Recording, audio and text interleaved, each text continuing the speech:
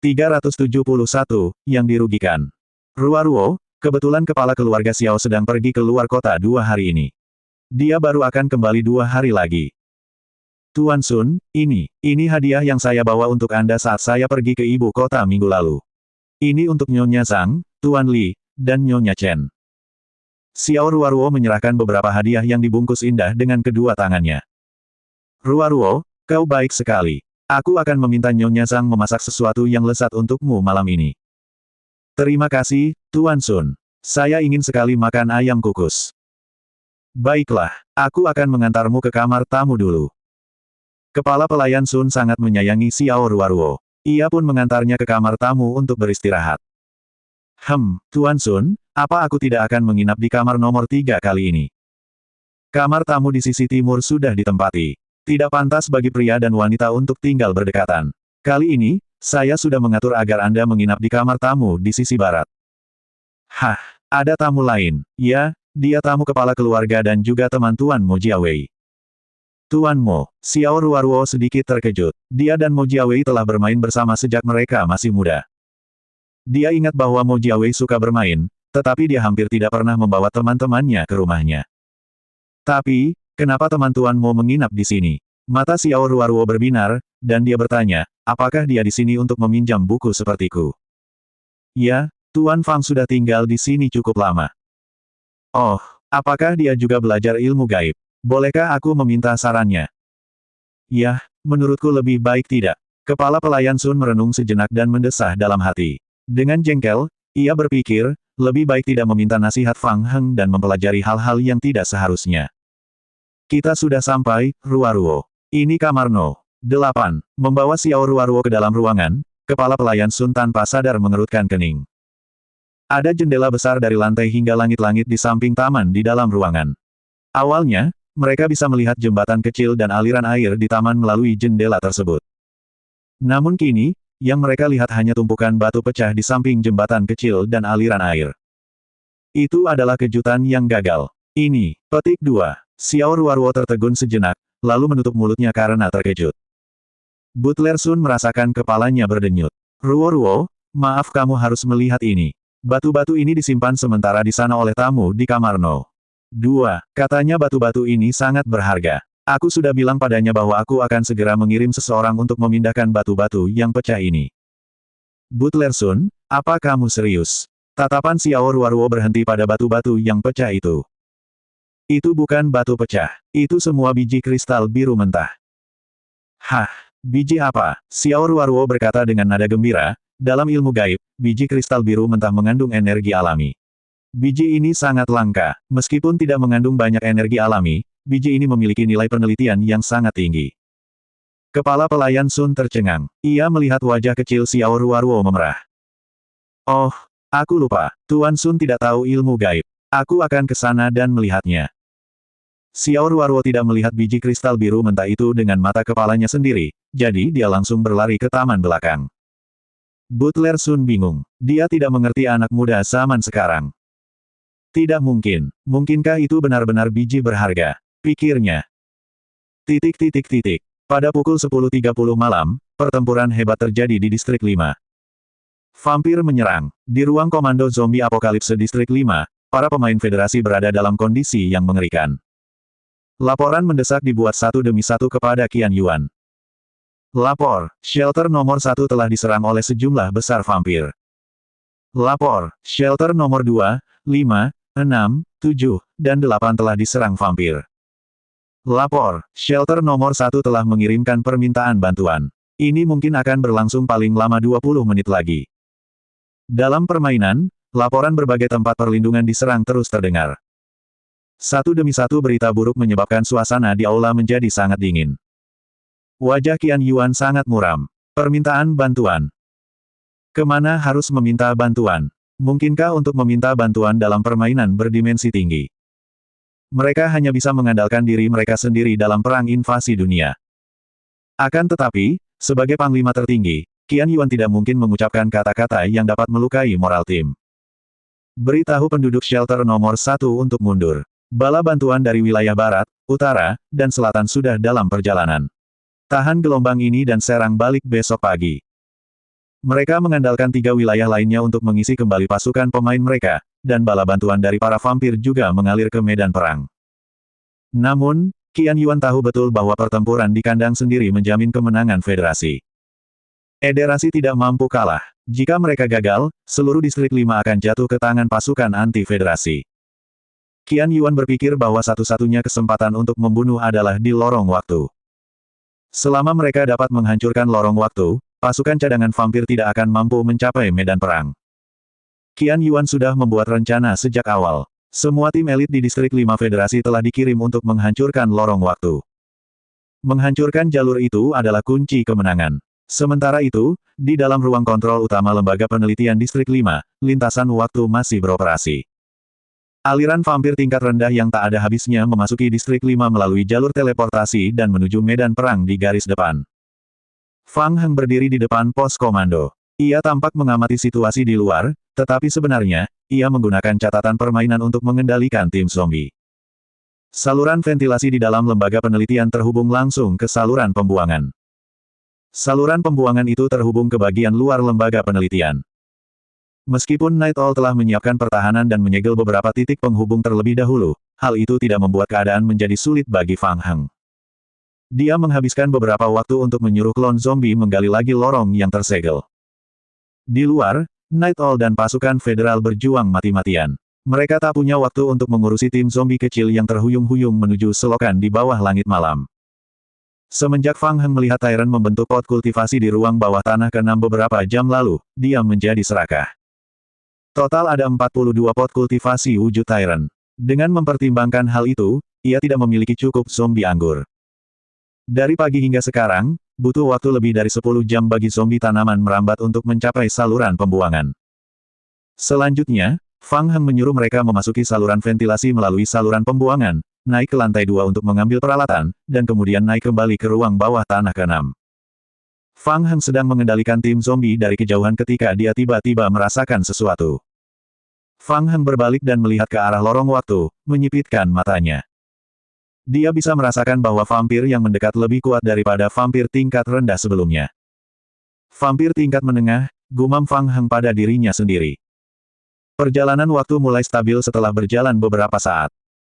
Para vampir tingkat menengah juga mulai melewati lorong itu. Fang Heng mengalihkan pandangan dan menundukkan kepalanya untuk mengamati situasi di luar melalui monitor pengawasan. Di luar tempat perlindungan, organisasi Night Owl telah bertarung dengan elit federasi. Senjata dan perlengkapan federasi lebih maju, dan fisik pemainnya lebih baik. Namun, pihak Sikong Mao sudah lama siap bertempur. Mereka memiliki keuntungan geografis karena lembaga penelitian berada di belakang mereka. Selain itu, saat itu malam hari, yang semakin memperparah kerugian federasi. Pertempuran telah memasuki klimaksnya. Namun, Fang Heng sangat menyadari situasi tersebut. Federasi tidak membawa ancaman nyata apapun terhadap lembaga penelitian, dan Sikong Mao bahkan belum mengungkapkan kartu asnya. Akan tetapi, paling tidak, Federasi telah memberikan Sikong Mao sejumlah tekanan, yang memaksanya untuk mengalihkan perhatiannya dari dalam lembaga penelitian. Sudah waktunya untuk bergerak. 372, Rencana Rahasia. Fang Heng membuka catatan permainan. Tim zombie anggur telah berhasil memasuki saluran ventilasi dan menuju ke ruang penyimpanan di lantai 2. Fang Heng melirik Su Jincheng yang sedikit cemas. Su Jincheng mengkhawatirkan si penjilat di saluran ventilasi. Ia hampir tidak bisa menahan rasa gelisahnya. Melihat itu, Fang Heng segera mengendalikan tim zombie yang bersembunyi di saluran ventilasi untuk berkumpul di aula pusat kendali di ruang bawah tanah ketiga. Waspada, waspada, makhluk tak dikenal telah terdeteksi. Tak lama kemudian, alarm lain yang memekakkan telinga berbunyi di ruang kendali utama. Jantung Su Jincheng berdebar kencang. Ia berdiri dari tempat duduknya dengan suara mendesing. Apa yang sedang terjadi? Likersa, sejumlah besar liker terdeteksi. Dahi peneliti itu dipenuhi keringat dingin, dan dia tampak panik. Di monitor pengawasan, lebih dari 10 liker merangkak keluar dari saluran ventilasi yang rusak.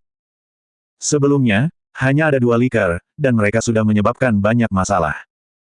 Gawat, mereka menuju ruang kendali utama kita. Cepat, kumpulkan semua tim. Su Jincheng segera memerintahkan. Apa yang seharusnya terjadi telah terjadi. Sudah 3 jam berlalu sejak kejadian itu.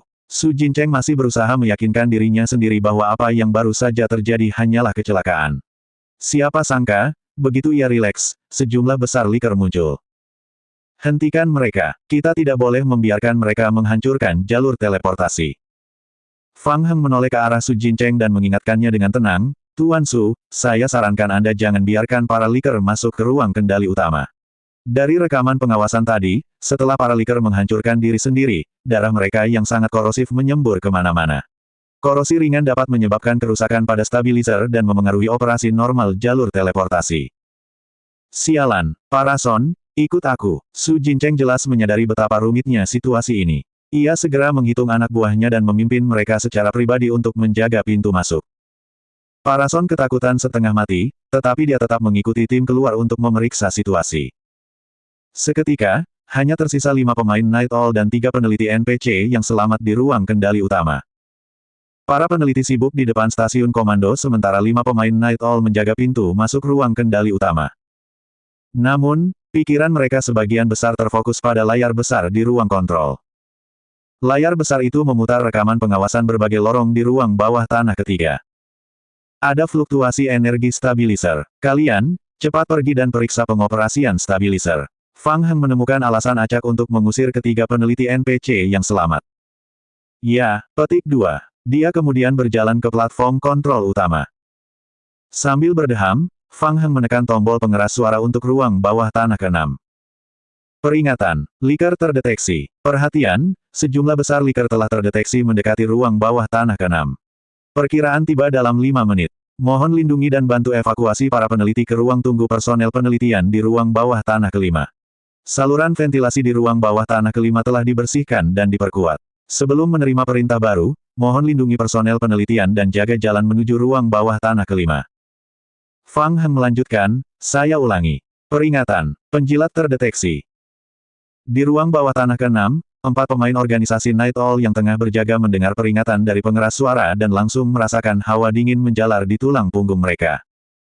Awalnya, mereka memiliki tenaga kerja yang terbatas. Belum lama ini, 2 dari mereka cedera, dan kemudian 4 lainnya dipindahkan. Saat ini, hanya mereka, 4 pemain terakhir, yang tersisa untuk menjaga lorong di ruang bawah tanah ke-6. Mereka sendirian, namun mereka akan menghadapi sejumlah besar liker. Bagaimana mereka bisa bertahan? Berkorban demi cita-cita mereka adalah satu hal, tetapi menyia-nyiakan hidup mereka dengan sia-sia adalah hal lain. Mendengar suara yang datang dari langit-langit, beberapa dari mereka tanpa sadar mengangkat kepala mereka. Ada sesuatu yang memanjat saluran ventilasi di atas langit-langit. Itu jelas-jelas liker. Cepat, bawa tim peneliti ke ruang bawah tanah ke-5. Ayo pergi, cepat dan mundur. Para pemain Night Owl tidak pernah menduga bahwa itu mungkin perintah palsu. Mereka segera menggunakan kartu magnetik untuk membuka pintu laboratorium rahasia dan mengevakuasi para peneliti. Melalui monitor pengawasan, Fang Heng telah memantau setiap gerakan pemain basement ke-6. Melihat para pemain yang mundur dengan cepat, Fang Heng tak kuasa menahan diri untuk berseru kagum. Mereka mundur cukup cepat. Saat melihat para pemain Night Owl telah memimpin personel penelitian dan dievakuasi dari ruang bawah tanah ke-6, Fang Heng menyipitkan matanya dan segera memasukkan serangkaian perintah ke stasiun komando. Sementara itu, keempat pemain Night Owl baru saja berhasil melarikan diri dari ruang bawah tanah ke-6 ke ruang bawah tanah ke-5 bersama personel penelitian. Sebelum mereka sempat mengatur napas, mereka mendengar suara keras dari pintu masuk lorong menuju ruang bawah tanah ke-5. Ketika mereka berbalik, mereka melihat bahwa gerbang besi di ujung lorong itu tertutup. Apa yang telah terjadi? Mengapa pintu besi lorong itu ditutup? Para pemain Night Owl saling memandang dengan cemas, dan para peneliti NPC yang tersisa juga menjadi gugup. Seorang pemain memikirkan sesuatu. Ia menatap kamera pengawas yang menghadap semua orang dan berkata, jangan gugup. Gerbang besi itu mungkin ditutup untuk melindungi kita, untuk mencegah para liker masuk dari ruang bawah tanah ke-6. Kita tunggu saja di sini untuk mendapatkan bantuan. Para pemain merasa itu masuk akal. Akan tetapi, pada detik berikutnya, mereka mendengar suara gesekan yang familiar. Penjilat, pikir mereka serempak. Suara itu, yang bagaikan kutukan yang mengancam jiwa, membuat wajah para pemain berubah lagi. Mereka mengangkat senjata dan membidik ke arah suara itu. Dah. Jaring saluran ventilasi di sudut itu langsung putus. Beberapa sosok merah melesat keluar dari lubang saluran. Dah. Kecepatan reaksi pemain organisasi Night Owl jauh lebih cepat daripada pemain biasa. Hampir seketika, 4 pemain melepaskan tembakan pada saat yang sama. Bersenandung, mereka melemparkan granat kejut ke depan. Dah. Keempat pemain itu mengangkat senapan mesin ringan mereka dan terus menembaki Lickers. Namun, ada terlalu banyak Licker. Para Licker terus berdatangan dari pintu masuk lorong. Para pemain Night Owl menyadari dengan putus asa bahwa meskipun mereka menggunakan granat kejut, kerusakan yang dihasilkan tidak akan cukup untuk membunuh para Licker. Mereka ingin melarikan diri, tetapi satu-satunya jalan keluar mereka, gerbang besi, ditutup. Itu sudah berakhir. Untuk sesaat, semua pemain merasakan keputusasaan muncul di hati mereka. Setelah sadar kembali, para Lickers kembali menyerang para pemain. 3 menit kemudian, ruang bawah tanah kelima kembali sunyi. Tuan Fang Shuo, kami sudah memeriksa semua aspek stabilizer. Tidak ada masalah. Tanpa menoleh, Fang Heng menjawab, tidak. Datanya masih salah. Periksa lagi. Periksa dengan teliti. Ya, petik 2. Fang Heng terus mengendalikan tim zombie di ruang bawah tanah kelima untuk menyeret mayat-mayat ke saluran ventilasi dan membersihkan tempat kejadian perkara. Oke, aku sudah menemukan masalahnya. Kembalilah, semuanya. Para peneliti NPC tidak tahu apa yang sedang terjadi. Mereka hanya mendengarkan perintah Fang Heng dan berjalan kembali satu persatu, melanjutkan pengoperasian platform kendali utama. Tidak seorang pun menyadari apa yang telah terjadi dalam 10 menit yang singkat itu. Akhirnya, Fang Heng mengangkat kepalanya dan melirik beberapa pemain Night Owl di ruang kendali utama. Ia lalu diam-diam meninggalkan ruang kendali utama. 373, budidaya secara batch. Fang Heng naik lift ke ruang bawah tanah ke-6. Dia terhalang oleh gerbang logam paduan laboratorium di ujung lorong. Retak. Sistem ventilasi di langit-langit lorong di belakangnya rusak lagi. Retak. Satu demi satu, sejumlah besar zombie tanaman merambat yang memegang sekop besi dan palu jatuh dari atas. Mereka perlahan berdiri dan berpencar di tempat. Seorang zombie terhuyung ke sisi Fang Heng dan menyerahkan kepadanya sebuah kartu identitas magnetik yang berlumuran darah. Kartu identitas tersebut sebelumnya ditemukan pada seorang peneliti di ruang bawah tanah kelima. Fang Heng mengambil kartu itu dan memindainya pada pembaca kartu. Bip. ID terverifikasi. Selamat datang, Dr. Liu. Gerbang logam paduan terbuka di depan Fang Heng. Fang Heng melangkah ke laboratorium. Aku akan datang untukmu, sayang. Fang Heng sedang dalam suasana hati yang baik saat melihat laboratorium dipenuhi dengan pot kultivasi wujud Tyrant. Sebelumnya, ia telah memancing para pemain dan NPC dari ruang bawah tanah ke-6 ke ruang bawah tanah ke-5 untuk membunuh mereka. Meskipun ia melakukannya untuk mencegah alarm ruang bawah tanah ke-6 berbunyi, Fang Heng lebih khawatir pertempuran itu akan mengakibatkan hancurnya pot budidaya. Karena mereka dapat digunakan untuk menciptakan tiran, bahkan penghancuran satu pun akan membuat Fang Heng merasa kesakitan. Fang Heng melangkah maju dan mengulurkan tangannya untuk menyentuh pot kultivasi wujud tiran. Barang, pot kultivasi Tyrant T103, diproduksi massal. Petunjuk, pot kultivasi ini sedang beroperasi. Tingkat penyelesaian kultivasi, 90%. Katalis dapat digunakan untuk mempercepat kultivasi. Fang Heng berjalan ke stasiun komando eksperimental di samping. Dia telah mempelajari tentang pengoperasian pot budidaya Tyrant T103, diproduksi massal saat dia berada di Pine City. Bahkan, ia sendiri telah berlatih mengoperasikannya. Wujud Tyrant di dalam pot kultivasi belum sepenuhnya terbentuk. Saat pot pertama kali dirancang, perusahaan Meteorite telah memasang fitur pembatalan darurat di dalamnya demi alasan keamanan. Setelah fitur tersebut diaktifkan, cairan antivirus khusus akan disuntikkan, dan produk setengah jadi tersebut dapat dengan mudah dibunuh. Fang Heng dengan terampil memasukkan serangkaian perintah pada stasiun komando eksperimental. BAS, KKK, fitur pembatalan darurat pada 42 pot budidaya bentuk Tyrant diaktifkan pada saat yang sama. Cairan kuning pucat dalam polong kultur diekstraksi perlahan-lahan, dan cairan antivirus hijau dituangkan ke dalamnya. Teguk. Serangkaian gelembung muncul dari tubuh para Tyrant yang basah kuyup dengan cairan hijau. Tubuh mereka yang awalnya kuat dengan cepat larut dalam cairan hijau. Petunjuk, Anda telah mengaktifkan fitur pembatalan darurat pot kultivasi Tyrant T103 diproduksi massal. Bentuk Tyrant yang sedang dikultivasi telah mati. Fang Heng mengulurkan tangan dan menekan tombol merah. Cairan hijau dalam polong kultur diekstraksi lagi. Dentuman, dentuman. Ketika cairan telah terkuras, pintu-pintu wadah budidaya terbuka secara otomatis satu demi satu. Sekarang giliranmu. Saat Fang Heng berbicara, zombie tanaman merambat yang berdiri di sampingnya melangkah maju satu persatu. Mereka mengeluarkan zombie yang telah membusuk dari pot budidaya dan berjalan masuk ke dalam pot budidaya. Semoga kali ini aku cukup beruntung mendapatkan lebih banyak zombie berwujud Tyrant. Fang Heng menggosok tangannya dengan gugup. Sialan, aku berharap Tuan Mo ada di sini. Sambil berbicara sendiri, Fang Heng menekan tombol merah. Bang, pintu pot tertutup lagi. Dengan suntikan larutan nutrisi virus kuning, deretan petunjuk permainan muncul di retina Fang Heng. Petunjuk, klon zombie Anda mengalami kelainan. Petunjuk, klon zombie Anda sedang mencoba menjalani transformasi tingkat yang lebih tinggi. Petunjuk, autentikasi selesai. Saat ini, Anda hanya dapat menargetkan klon zombie Anda. Transformasi tidak dapat digunakan pada proliferator. Petunjuk, tingkat keberhasilan transformasi saat ini, 31%. Petunjuk, waktu transformasi yang tersisa saat ini, 300 jam. Petunjuk, Anda dapat menggunakan poin bertahan hidup untuk mengurangi waktu transformasi secara signifikan. Petunjuk, terdeteksi bahwa klon zombie telah mengalami transformasi tanaman merambat mayat. Transformasi saat ini dapat digabungkan dengan transformasi asli secara bersamaan. Perkiraan tingkat fusi, rendah. Petunjuk, Anda dapat memilih transformasi overlay. Setelah overlay, efek peningkatan transformasi core sphin asli akan hilang. Atau, Anda dapat memilih transformasi fusi. Setelah transformasi fusi selesai, efek transformasi core sphin akan tetap ada. Petunjuk, tingkat keberhasilan transformasi overlay saat ini, 31%. Tingkat keberhasilan transformasi fusi saat ini, 17%. Petunjuk, setelah transformasi selesai, masih ada risiko besar. Pemain perlu menghabiskan poin bertahan hidup dan kristal evolusi tambahan untuk menghilangkan risiko ini.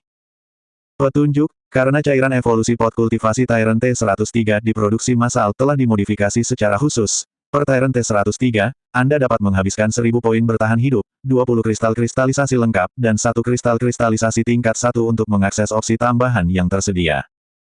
Opsi 1, overlay evolusi yang sangat efisien, tingkat keberhasilan overlay transformasi meningkat menjadi 45%.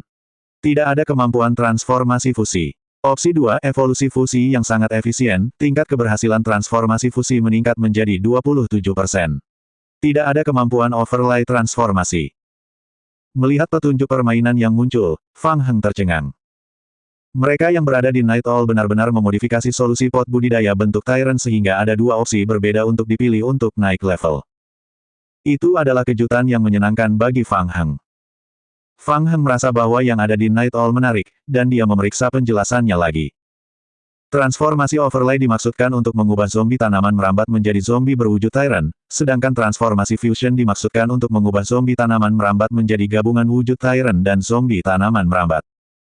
Tentu saja, Fang Heng akan melakukan segalanya sampai akhir dan memilih transformasi fusi. Namun, ada masalah. Total ada 42 zombie yang perlu dievolusikan. Poin bertahan hidup Fang Heng memadai, tetapi di mana dia bisa mendapatkan kristal evolusi yang dibutuhkan. Transformasi pertama saja membutuhkan 840 kristal kristalisasi lengkap dan 42 kristal kristalisasi tingkat 1.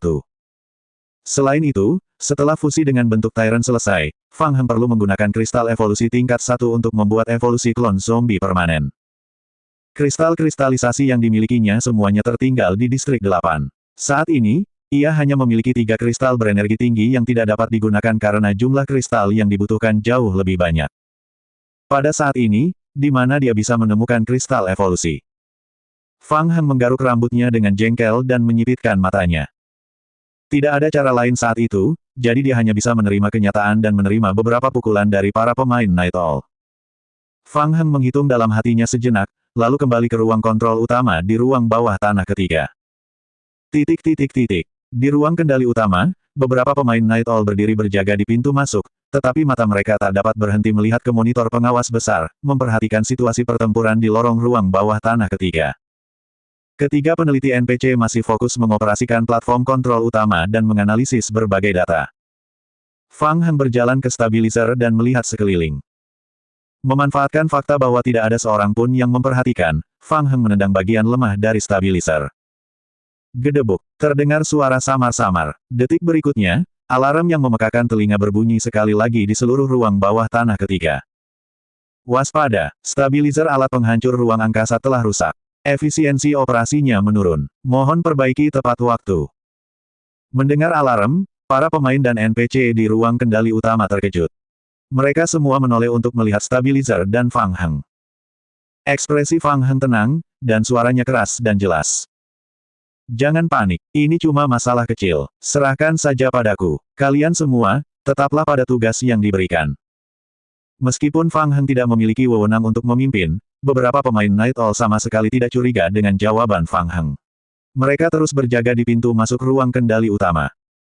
374 Penggalian. Di tengah perjalanan, pertempuran sengit tengah berlangsung. Su Jincheng hampir menjadi gila karena para penjilat itu. Kelompok Likers bergerak melalui lorong dan berputar-putar, tidak menyerang secara langsung. Setelah sekian lama, Su Jincheng dan beberapa pemain yang dibawanya tidak berhasil membunuh satu pun Liker. Malah, mereka membuang banyak amunisi. Su Jincheng merasa resah dengan para Liker. Dia tidak punya pilihan selain mempertahankan pintu masuk beberapa lorong utama di luar aula pusat kendali. Setelah menunggu beberapa saat, ia mendapati sekelilingnya sunyi. Su Jincheng mengira para Liker telah mundur, tetapi tepat ketika ia berbalik untuk kembali, mereka tiba-tiba keluar dari saluran ventilasi. Parason adalah pemain pendukung. Seringkali, ia bersembunyi di belakang tim dan menggigil. Dia merasa masih tidak apa-apa jika Likers tidak bertarung secara langsung.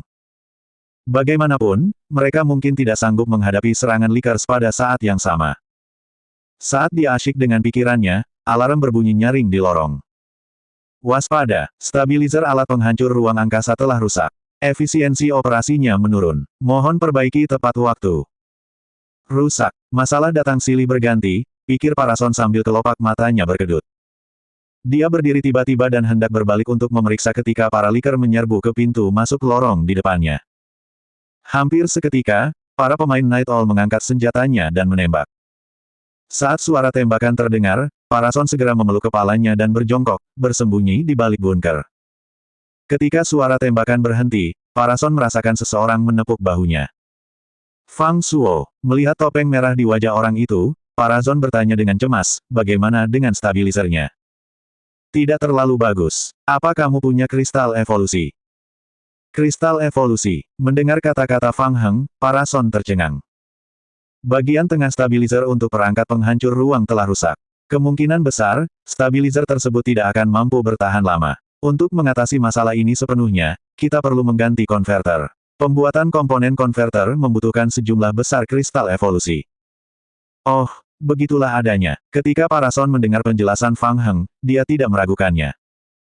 Penjelasan Fang Heng sangat logis. Ditambah dengan nada cemasnya, penjelasannya tampak sangat realistis.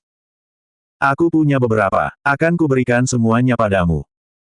Distrik 5 adalah server lama. Standar keseluruhan pemainnya beberapa tingkat lebih tinggi daripada Distrik 8. Kristal kristalisasi tier 1 semuanya diperdagangkan secara publik, sehingga tidak dianggap sebagai barang langka. Karena tidak berat, Parason membawa banyak kristal di tubuhnya.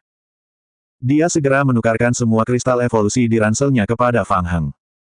Petunjuk, Anda telah memperoleh 2271 fragmen kristal evolusi, 588 kristal kristalisasi lengkap, dan 57 kristal evolusi tingkat 1. Parason punya banyak sekali, pikir Fang Heng. Dia menghitung dengan jarinya dan menemukan bahwa kristal evolusi yang disediakan oleh Parason cukup bagi klon zombie untuk berevolusi. Namun, setelah evolusi awal, kristal evolusi tier 1 masih dibutuhkan untuk menstabilkan bentuk evolusi. Selama proses tersebut, kristal evolusi tier 1 tambahan dibutuhkan. Saya masih kekurangan beberapa kristal evolusi tingkat 1. Apakah Anda punya lebih banyak? Tanya Fang Heng. Seharusnya ada beberapa bahan cadangan di gudang ruang bawah tanah kedua. Tapi, ada kunci pengaman di pintunya. Kita perlu Su Jincheng untuk membukanya. Parason merasa tertekan. Kita tidak bisa pergi ke sana dalam situasi seperti ini. Coba pikirkan cara lain. Aku akan kembali dan memperkuat penstabil celah spasial untuk sementara. Penstabil itu tidak akan bisa bertahan lama. Kita harus segera mengganti penstabilnya. Aku mengerti. Aku akan memikirkan caranya. Merasa gelisah, Parason dengan hati-hati menjulurkan kepalanya dan melihat keluar. Para Liker yang baru saja melancarkan serangan mendadak mundur. Setelah satu putaran pertempuran, tidak ada satupun liker yang mati, dan banyak peluru yang terbuang sia-sia.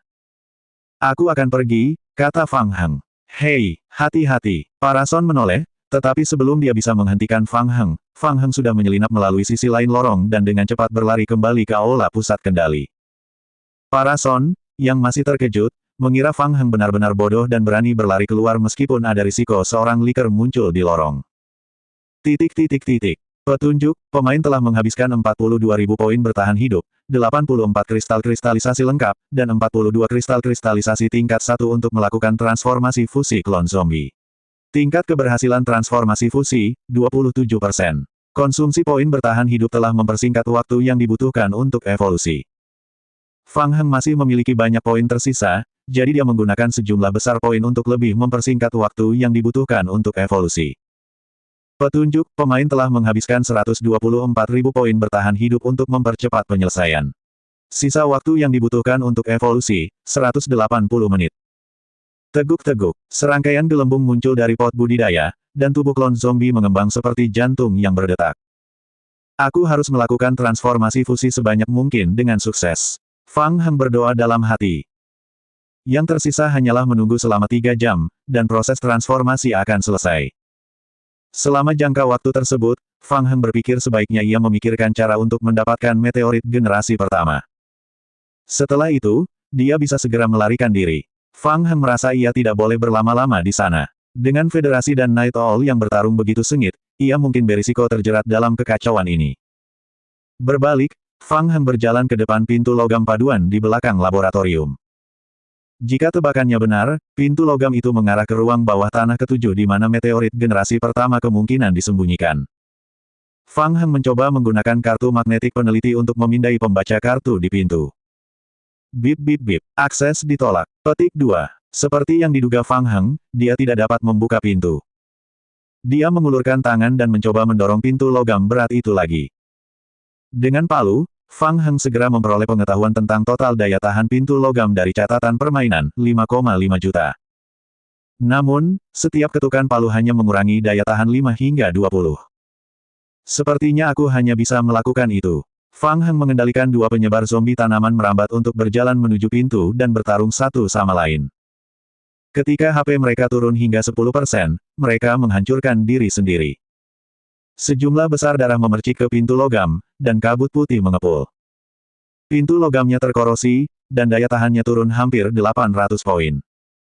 Penurunannya terlalu kecil. Fang Heng menghitung kasar dalam benaknya. Sekalipun ia meledakkan sendiri semua zombie yang dibawanya, ia tak akan bisa membuka pintu besi itu.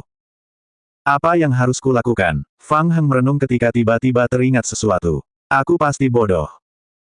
Karena dia sudah memastikan tata letak bangunan dan memastikan laboratorium rahasia itu berada tepat di bawah ruang bawah tanah ke-6, dia sebaiknya langsung menggali ke bawah.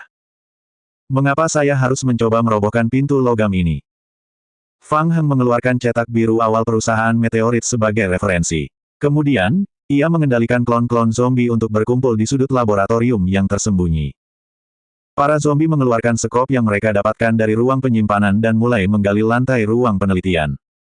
Fang Heng tidak terburu-buru pergi. Ia hanya duduk di tempat. Sambil mengawasi, ia membuka catatan permainan dan mengendalikan para liker di ruang bawah tanah ketiga untuk menggoda para pemain dari organisasi Night Owl. 375 meteorit. 10 menit kemudian, tim zombie menggali sekitar 1 meter. Tepat pada saat itu, suara ketukan tumpul bergema. Fang Heng merasa waspada dan berdiri untuk melihat lantai galian. Di bawahnya ada lapisan timah hitam gelap. Itu timah. Timbal efektif menghalangi radiasi. Meteorit generasi pertama pasti ada di sana, seperti dugaanku. Fang Heng merasa jauh lebih tenang dan terus mengendalikan zombie untuk terus menggali ke bawah. Selama 40 menit penuh, para zombie menggali sementara Fang Heng mengendalikan para liker untuk bermain gerilya dengan Su Jincheng dan para pemain Night Owl. 2 petunjuk permainan dengan cepat terlintas di penglihatan Fang Heng. Petunjuk, Anda saat ini terpapar lingkungan radiasi khusus. Karena fisik Anda lebih dari 30 poin, Anda kebal terhadap kerusakan radiasi saat ini. Petunjuk, setelah terpapar radiasi dalam jangka waktu lama, kerusakan radiasi akan meningkat secara bertahap. Sudah selesai. Fang Heng berdiri dan berjalan menuju lubang yang digali tim zombie. Ia menjulurkan kepalanya dan melihat ke bawah.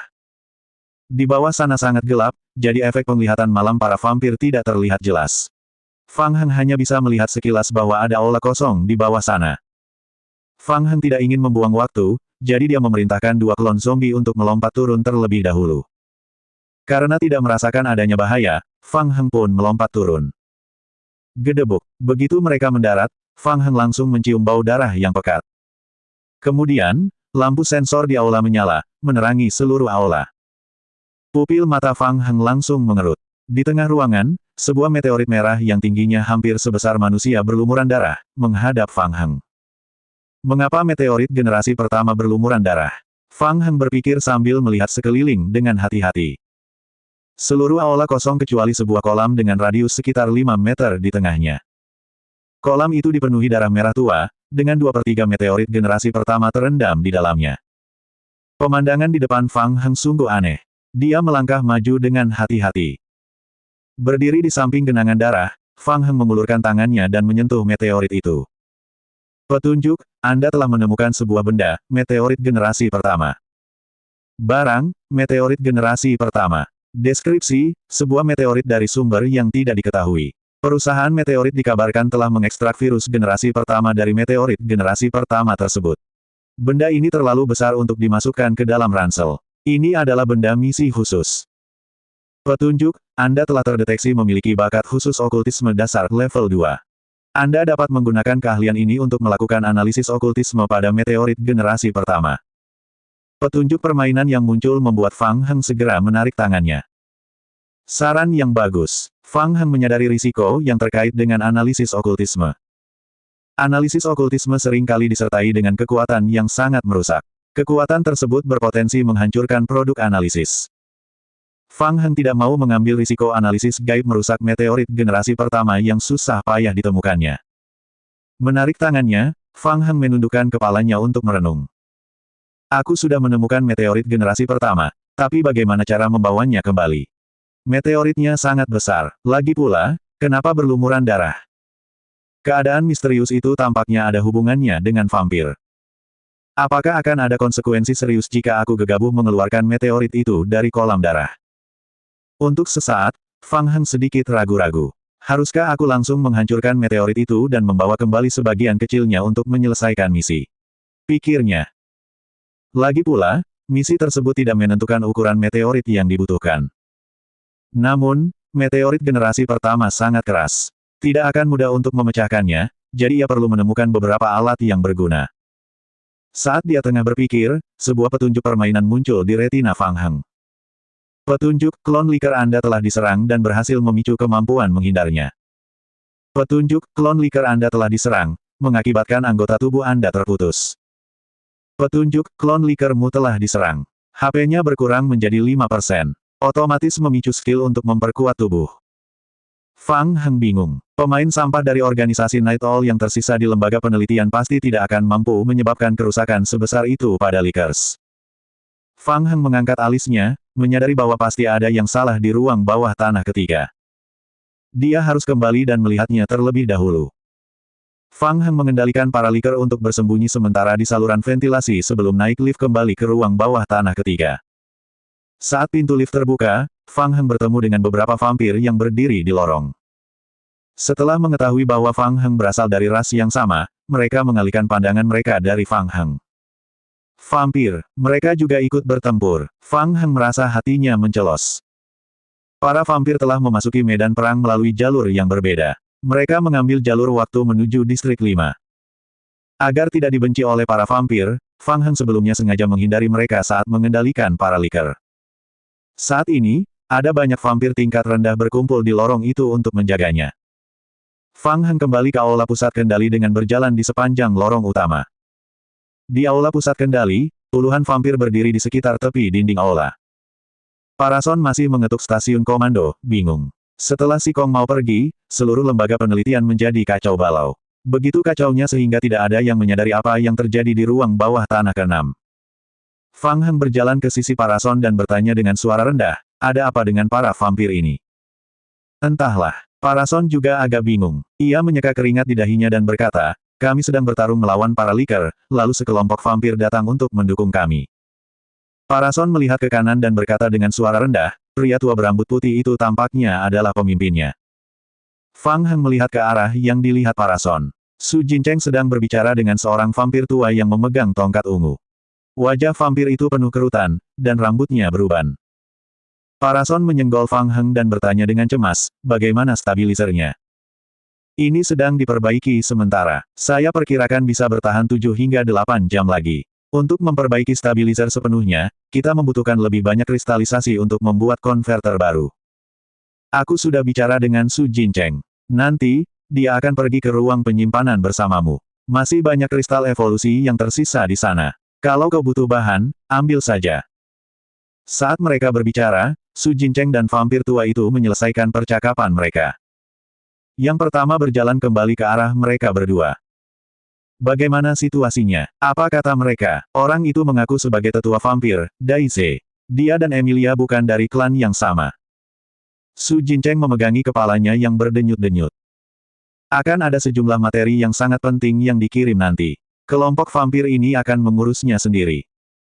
Fang Heng sedikit terkejut. Material penting. Maksudnya, biji kristal biru mentah.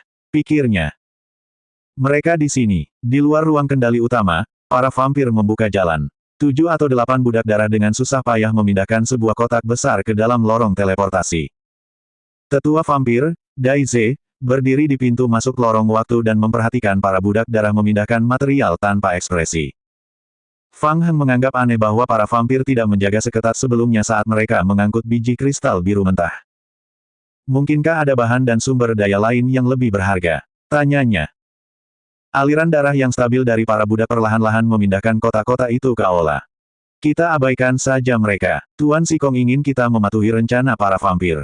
Su Jincheng sedikit kesal. Sekarang lebih baik kita punya mereka untuk membantu menjaga pintu masuk. Kita tidak perlu khawatir tentang para liker yang merepotkan itu. Kita hanya perlu menjaga stabilizer tetap berfungsi. Fang Suo, aku akan mengantarmu ke gudang. Selanjutnya bab 376, serangan balik.